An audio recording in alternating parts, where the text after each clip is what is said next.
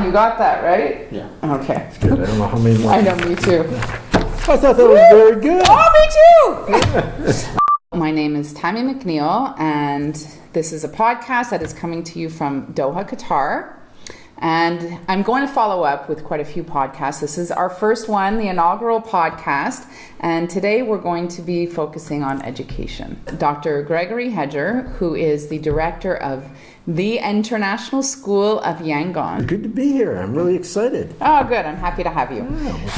Now, the reason that you're here and something you and I have talked about is because you've introduced compassion into your vision statement at your current school. Actually, our mission statement. Sorry, your mission statement. Yes. Which I'm really fascinated with and I'm intrigued by because I think it's a direction that education needs to be moving in. And I would agree with you, Tammy. In fact, not just me, but our entire community would agree with you. To the point where we actually have woven the idea and the theme of compassion so much into who we are as a school that we really don't even talk about academics anymore. Because we've gotten to the point where we believe that if we are pursuing the things that are important to us, i.e. compassion, that the academics will fall into place. Okay, so there's quite a bit of study about that, and I agree with you. I think that's absolutely true. And I think that with the emergence of STEM studies and testing, we've kind of lost sight of compassion. I think that that is starting to show in young people that are in university or just finishing university. They've got a lack of empathy. They're seeing everything from behind a screen. So I think it's important that the discussion happens about compassion. Yep. And if I can just jump in here, is that okay, Jen? You can, but just for those watching us now, Dr. Greg also used to work in Qatar and was the director of Qatar Academy Doha, which was the flagship Qatar Academy for Qatar Foundation.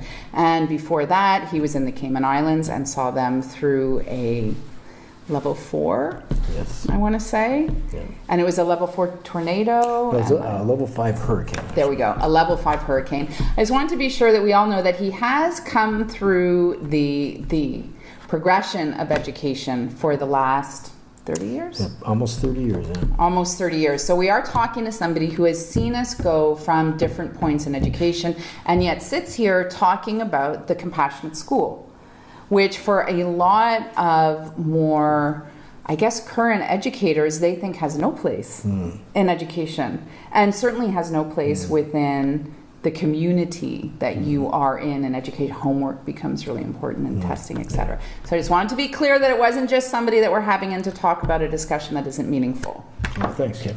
And actually, what I want to talk a little bit about is how compassion became a focal point of our school. Because, I mean, it's easy for me to take the credit and say, oh, you know, this was all my brainchild. But in fact, it wasn't. What happened with our school is about a year ago, we decided to revisit our mission and our vision and our strategic themes for the school. And at the time, I actually thought that we would probably just take the old ones and tweak them a little bit. Right. And they were pretty traditional mission and vision that really focused a lot on academics and academic excellence and having the highest test scores and all that type of thing. And we brought in John Littleford, a consultant, and he came in and met with about 300 different members of our community over a couple of months. And during that period of time, what began to emerge is, yes, academics are important to us. Yes, getting our kids into good quality colleges and universities are important to us. But our community, by and large, was emphasizing aspects of compassion that they believed were important. And when the data came back to us that John Wilford had collected, it was pretty clear that although we thought these other things were important, that we really wanted to, as a school, start to emphasize the ideals of compassion. And when you were starting this journey with your community, did everybody understand the meaning of compassion? Were they able to differentiate? Actually, that's a very interesting concept. So part of the reason I think it came about is when you look at Myanmar in the country and the city of Yangon, there's a lot of poverty. Right. It's a country that's come out of a long period, half a century or so, of being hidden away from the rest of the world. It's in the very early stages of development. And so at a school like ours, which really caters to the wealthy, it caters to the expat and diplomatic community, it's very easy to look around and say, you know what, there's so much need around us. And so I think that's where really a lot of this feeling started to come from. But once we identified the fact that we wanted to focus on compassion, and we wrote it into our mission statement, and the board adopted it, and we began to put it out there, then suddenly the discussions began. What the heck does this mean? Exactly. Does it mean that, gee, we're raising all kinds of money to give away food in the streets, or does it mean something else? And we began to explore that and to really talk about it. And there's new ideas that started to come up that became part of the conversation that we hadn't really thought about before. For example, we began to take a look at voluntourism and what's that all about. Yeah. We began to take a look at orphanage tourism and the development of orphanages, because to be honest, I think when we first introduced compassion, a lot of people thought, well, let's go get involved with some orphanages. There's tons of them around. I agree. And so we began to take a look at that, and what is the role of orphanages. We began to take a look at the difference between empathy and compassion. It's many of us feel empathy for the people that we see, for example, in the streets of Yangon, or in other places in the world, or different situations after a hurricane. You mentioned the hurricane in the Cayman Islands. It's very easy to feel empathy, and in fact, the other part of that is when we exercise empathy and we do something for somebody else, we raise money, we also tend to feel good. We feel good about ourselves. But as we have begun to talk about compassion, we begin to talk about, is that about making us feel good? Or is it about contributing to the larger good and making a difference? You mentioned compassion is our mission statement. Our vision statement is about making sure our students go away with the ability to be a force for change in the world. And for us, those two things are tied together. Compassion, making sure our students learn to be compassionate global citizens who can make a contribution and be a force for change in the world. And so those are, when you start to look at that, you start to look at something that's very different from being empathetic and raising money and doing things in the here and now that make us feel good. But you start thinking more long term about how can we make a difference? How do we, first of all, come to understand the issues that require compassion? And how do we begin to plan and be involved and engage in things that have more of a long-term effect? For example, do you mind if I just keep going? Is that okay? You can indeed keep going, but just so that everybody who's listening is clear as well, what we want to drive home is that a culture of compassion isn't, as Greg said, it's not just about doing something that's making you feel good or teaching your sons and daughters that you can give money towards something or spend 2 hours going somewhere. It's truly about a change within yourself, about being able to recognize a need and wanting to be the change agent to make it better. Right? Exactly. That's what we're talking about. And exactly. And so much of it is about conversations and beginning to understand how those conversations can have an impact and can make change and can help us to understand the role of compassion more. Here's a perfect example. As we decided to focus on compassion, we decided we wanted to adopt 3 service projects that would be kind of school-wide. We'll just take one of them and talk about that for a moment. And that was the adoption of a community, if you will, in an area that's never had a school. And so we decided we were going to partner with an organization called United World Schools to develop a school and to be involved in the training of the teachers there and to basically support that school for 10 years. Okay? Now that requires a lot of fundraising, and our community really came together and has helped to make that happen. But then we began to talk more about, well, what are we doing here? Where's the compassion? Where's the force for positive change? Where's the long-term impact for learning for our students? I love that. The force for change and the long-term impact, because that's what we need to be talking about. Exactly. Okay. Sorry, go on. No, that's okay. But so as we started to do that, we realized that the learning here wasn't the school that we were building. Okay, certainly there's different learning things that can exist there. There's, for example, we can look at, how to have an impact on that community. We can look at instructional strategies. We can learn about the families there. We can learn about the religions there. There's lots of opportunity for learning there. But what we began to realize is that's only one part of it, one small portion. And we began to realize really what we want to talk about here, what we want our students to learn about, what we want to engage in and be a change for is the idea of education and poverty. So that has become kind of the curricular connection for us. And the United World Schools Project, the school that we've been engaged with, becomes one part of that. And there's a larger theme, a larger purpose, a larger goal, if you will, as we pursue this for our students and develop this sense of compassion. Okay, so how was the reaction when you first introduce compassion? Because as we talk about Myanmar, I want to talk about international schools in general and how we can all have the discussion about compassion and bring it into our schools. So what was it like when you had the discussion with your school? Well, first of all, one of the things that I think is important to remember again is that I am not the driving force behind this. This came from the grassroots. This came from the community.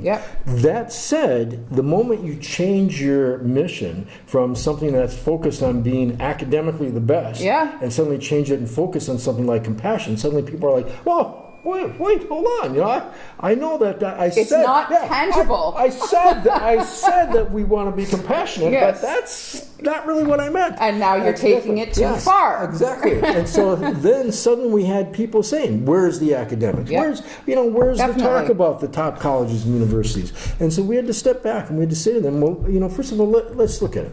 You want your kids in the top colleges and universities? Let me tell you, there's a lot of kids who have top test scores, who have great grades, who are applying to those colleges and universities and are not getting in."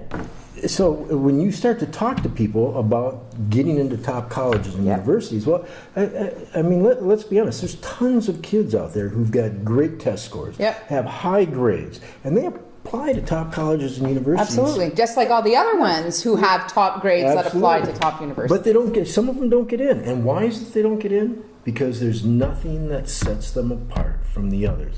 Now, when you start to talk about a school that's focused on compassion, that has had themes like education and poverty, and where kids are engaged in activities where they're going out there and they're making a difference. They're not just raising money, but they're actually understanding the underlying causes of some of the issues that they're dealing with. They're engaging with community to create change. They really are becoming a force for positive change. Suddenly you've got kids who stand out, who make a difference, and who are going to stand out to those colleges and universities, who are looking for the top flyers. So there's that. But the other thing is, just because you're focusing on compassionate acts, just because you're talking about being a force for positive change, doesn't mean that the academics are falling behind. In fact, the academics become more purposeful. And the thing is, our test scores have not gone down. They continue to be high. Rise. Yes, they continue to be well. We score well on the IB diploma exams. We score better than the world averages. We are better than the world averages and the regional averages on MAP testing, ISA testing. We continue to do well, even though we've changed and focused on this this sense of compassion, on becoming a force for positive change. So do you think that bringing compassion into your school and your community has made your students more open-minded, more open to learning, so they're taking in more? Or do you feel it's also changed the way your teachers are teaching? So now they're giving bigger connections, better connections, and spending the teachable moment with their students revolving around compassion. I think you hit upon an important word there, and that is connections. Okay? Because I really do think that that's what it's all about in the end. We're not, I can't say that our students are becoming more open-minded. I can't say that they're necessarily, well, what's the word I'm thinking of? I can't say that they're more open-minded. I can't say that they're more tolerant than, I guess, than kids in other schools or other parts of the world. Certainly our school is in a conservative society, and that is going to have some impact on our students. But the thing I like to say is that it's what is important for us is that we're teaching our students to question, we're teaching them to make connections, we're teaching them about the things that are out there for them to learn about.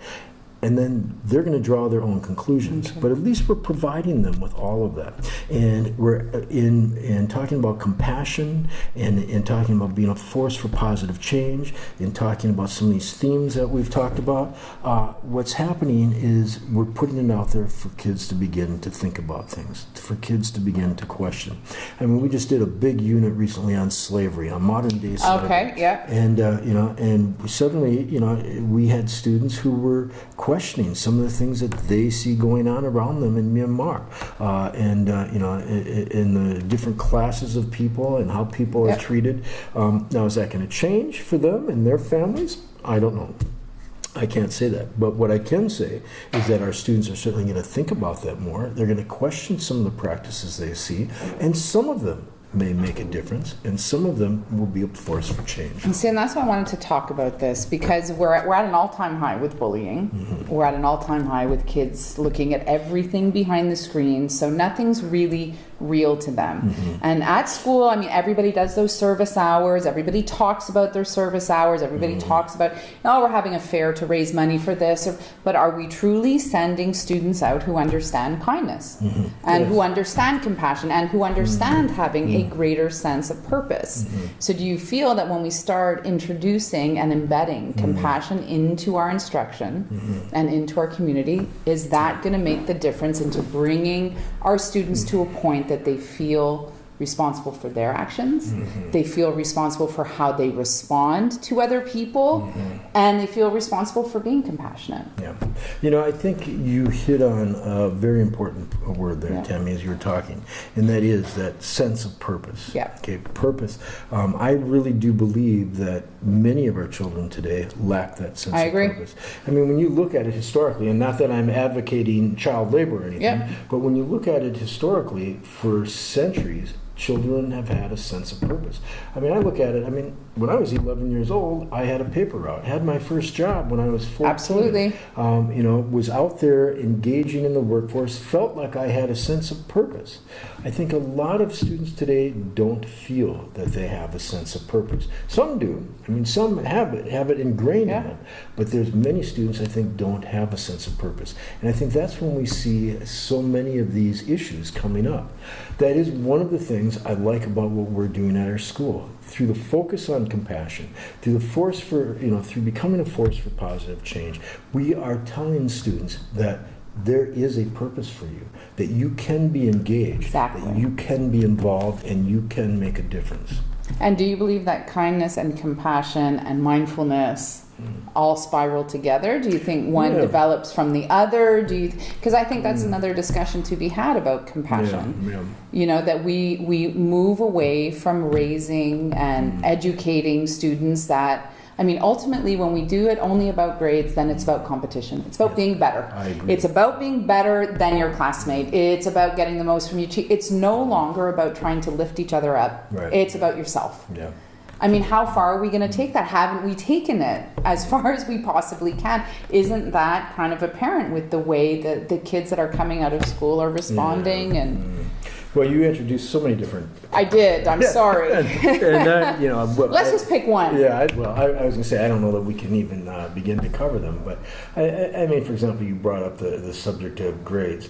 I think so many of these things need to be discussed. I have my own thoughts and opinions on some of them. Certainly I do, but that doesn't mean that they're right. Yeah. But the conversations need to take place. For example, when I think about grades, sometimes I think maybe we should just get rid of grades. But then at other times I think, competition's not necessarily a bad thing. And so it's kind of like we need to begin to take a look at some of these things and talk about them and figure out what's best, maybe experiment a bit.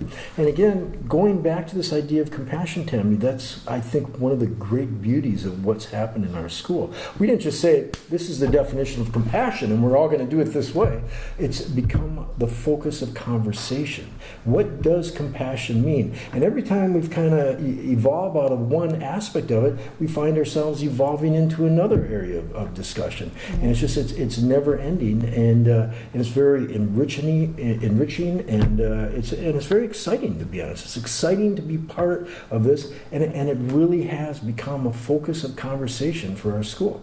I mean, you can walk around and ask any of our students, any student, really, I almost say preschoolers even, ask them what the mission is of our school, and they can tell you about it. You can ask them to talk to you about compassion, and they can have an educated discussion about it, about all of these different things. And each one of them might talk about it from a different perspective, because we're talking about all different perspectives of it. And so it's a very exciting time to be at our school, I think, with lots of things happening. And the parents are getting involved with it, and the faculty are involved. See, and I'm glad you brought that up, because I wanted to talk to you about that too. I think it is good for kids, and I think it's great for us to be talking about it, and it's a discussion I want, hence the podcast. Yeah. It's a discussion I think we should be having as a community of educators. But what about your teachers? How did faculty feel about it? Because I believe there's fear, there's always fear in change, and there's always fear in new ideas. But I firmly believe when we can introduce things like the IB, which wasn't existing when you and I were growing up, there is real chance for change. There is real chance to introduce compassion as something that, as educators, is valued internationally and locally. But I mean, you and I are only talking about international schools, but that doesn't mean that it shouldn't happen back home too. It should happen everywhere, really. Absolutely. But how did faculty? Well, I mean, it's interesting you say that. I mean, anytime you introduce change of any type, oh, exactly. And, you have to realize people are going to experience a sense of loss. Yes. And certainly that happened amongst our faculty. Okay.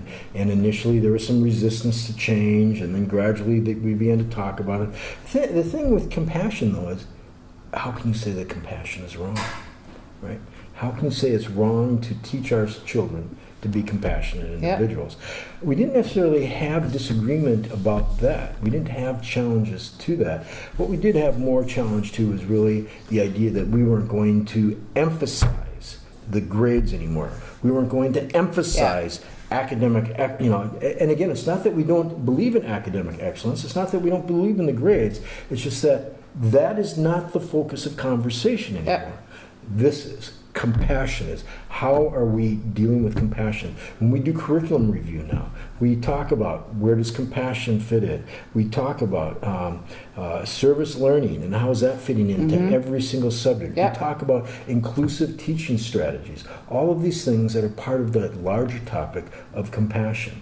And so, and I would say the majority of our teachers have come around. A few haven't. Yep. And the ones who haven't are choosing to move on because it's just not the right school for them. And that's okay. We understand that. Right. But this is who we are, and this is what we're all about now. The fact of the matter is, there is study into the science behind your brain and being compassionate and being kind and having empathy. It does make you feel good. Doesn't that make you more open to learning as well? So won't students, by feeling happy and by feeling the release of a happy chemical, make them better learners? Yeah, Tammy, I would agree with that to a certain degree. Okay. Now, my understanding is what you're talking about is kind of that good feeling, that warm sense that people get when they feel they've done something nice, when they've done something good. And certainly that is, I think, a very nice thing and a very good thing. Ultimately, though, when we're talking about compassion, remember, we're not talking about doing something that feels good to me. We're talking about something that really is about making a change. That's a really good point, actually. That's a really good point, so I'm glad we're talking about it, because that does kind of spiral away from the discussion about compassion, doesn't it? Exactly. Then we're moving on to a whole different topic. Now, there are times when the two, I think, come together, but I also Absolutely. think it's very important to recognize that they are two different concepts, and one doesn't necessarily mean the other. So how did your parents feel about it? Just as we finished discussing, talking about all of this, I think we can say that your students obviously came out better off. Right.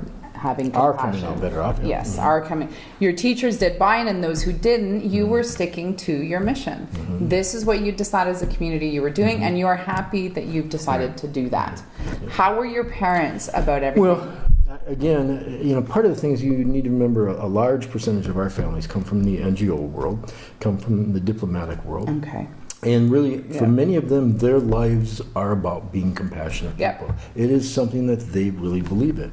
Okay. And again, this whole thing was driven by our community. Yep. Now, certainly we did have some parents who questioned it, who wanted to understand, and that's where we had those conversations about, how kids get into colleges and universities, about our test scores, about, the fact that really focusing on compassion means we're looking at opportunities for deeper learning. We're not just talking about memorizing things for a test anymore. We're talking about being able to look at the deep-rooted causes of things, and that really means research skills. It means the type of skills that employers are looking for these days.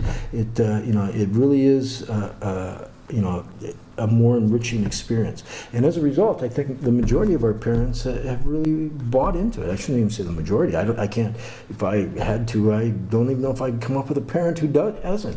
I think that they all have bought into it.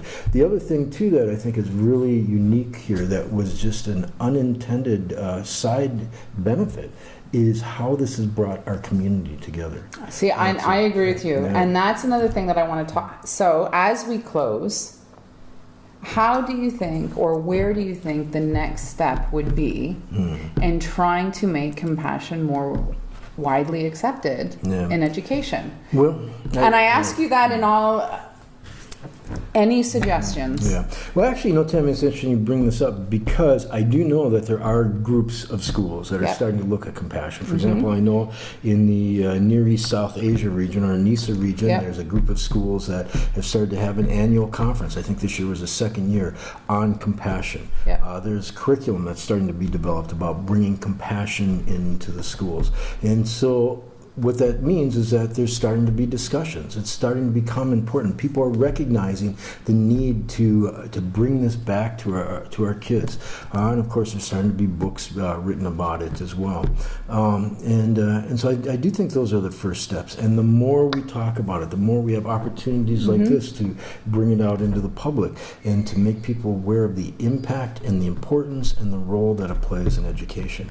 I think that the better off we are, and the more we promote it. So let me ask you then, would you send your teachers to a PD on compassion? Would that be something you would, send them away from your school to discuss their experience with it and maybe hear from someone else's? Or is it something that, you would only see as... Yeah, no, we certainly would. And in fact, we already do to a certain degree. For example, we just had a large team that went away to a professional development opportunity on service learning, which I see as being a big part of compassion. And certainly if there was something that was looking meaningful and interesting and we would feel benefit to our teachers in talking about compassion, we would send them away to it, absolutely. Okay. Well, thank you. Thank you. Was there anything else you wanted to add about that, or? No, but I think congratulations to you. I feel very honored to be part My of your first guest. Yeah, your first guest, and I look forward to seeing the podcast and to seeing many more. So, Great. We'll have you back. congratulations. Yeah, Thank I you. look forward to it.